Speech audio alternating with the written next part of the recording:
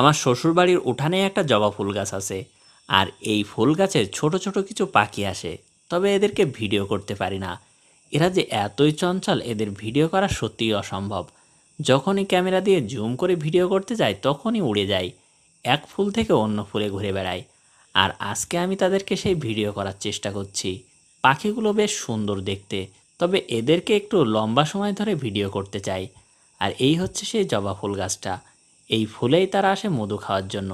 শ্বশুরবাড়ির জানালার পাশে একটা বাসা দেখতে পেয়েছি, আর এই বাসাই হচ্ছে সেই পাখির বাসা। আজকে দেখব সেই পাখিগুলো এখানে আসে কিনা। আর এই হচ্ছে সেই বাসাটা। এটা একটা বেলগাছ, আর এই বেলগাছের ডালেই সেই বাসাটা করা।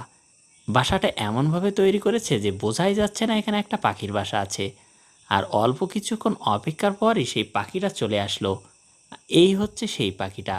এটা হচ্ছে পার্পল সানবার্ড, যাকে বেগুনি মৌটুসি বলা হয়। তবে এই পাখিটা হচ্ছে মেয়ে পাখি। পুরুষ পাখিটা দেখতে বেশি সুন্দর। এই পাখিটা এখনও বাসা তৈরিতে ব্যস্ত। বারবার বাসা তৈরির জিনিসপত্র নিয়ে আসছে, আর বাসাটা আরও সুন্দর করার চেষ্টা করছে। কয়দিন পরেই হয়তো ডিম দিবে। অনেকক্ষণ ধরে অপেক্ষা করছি কখন সেই পুরুষ পাখিটা আসবে। পুরুষ পাখিটা আসলেই অসাধারণ দেখতে, তবে সেই পাখিটার দেখা পাচ্ছি না। বারবার সেই মেয়ে পাখিটা আসছে আর বাসা তৈরি করছে।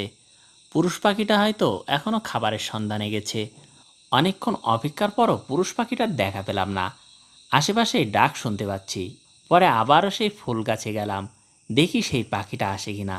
অবশেষে সেই পুরুষ পাখিটার দেখা পেলাম। এরা এদের লম্বা ঠোঁট দিয়ে মধু খায়, এক ফুল থেকে অন্য ফুলে ঘুরে বেড়ায় মধু খাওয়ার জন্য। আর এই পাখিটা জবা ফুলে এসেছে মধু খাওয়ার জন্য। একে খুব অল্প সময়ের জন্য ভিডিও করতে পেরেছি।